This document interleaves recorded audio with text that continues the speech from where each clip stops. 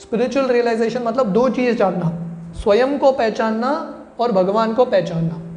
जैसे शिला प्रभुपाद बहुत बार ये उदाहरण देते हैं, अगर कोई सूरज को देखेगा ऑटोमेटिकली सूरज के प्रकाश में अपने आप को भी देख लेगा, तो वैसे ही अगर हम भगवान को समझेंगे ऑटोमेटिकली स्वयं को भी समझ जाएंगे। इसको बोलते हैं self realisation, understanding the self and the super self.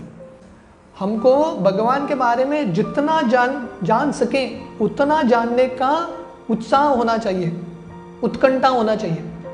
कभी इसमें सैटिस्फाइड नहीं होना है, संतुष्ट नहीं होना है।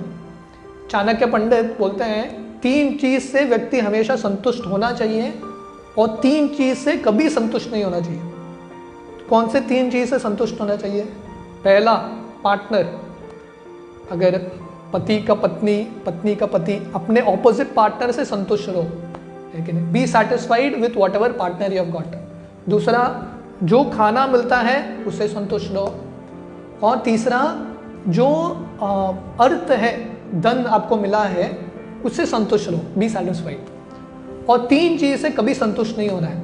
पहला, जो जप करते हैं, भगवान के नाम का जप करते हैं, उससे कभी संतुष्ट नहीं होना चाहिए, और करने का इच्छा होना चाहिए।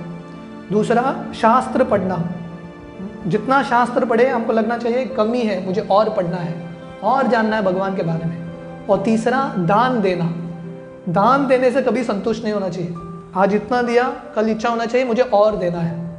तो इसलिए प्रभुपाद यहाँ पे लिख रहे हैं, one should not be satisfied simply by knowing the qualitative equality of the Lord and living being. One should know the Lord as much as can be known by our limited knowledge. जितना प्रयास करे, हमको प्रयास करना है भगवान को समझने का। हालांकि भगवान को पूर्ण रूप से समझना बहुत मुश्किल है, फिर भी हमारा कर्तव्य है शास्त्रों का पालन करते हुए, महान आचार्यों से सुनते हुए जितना हो सके उतना भगवान को समझने का प्रयास करना है।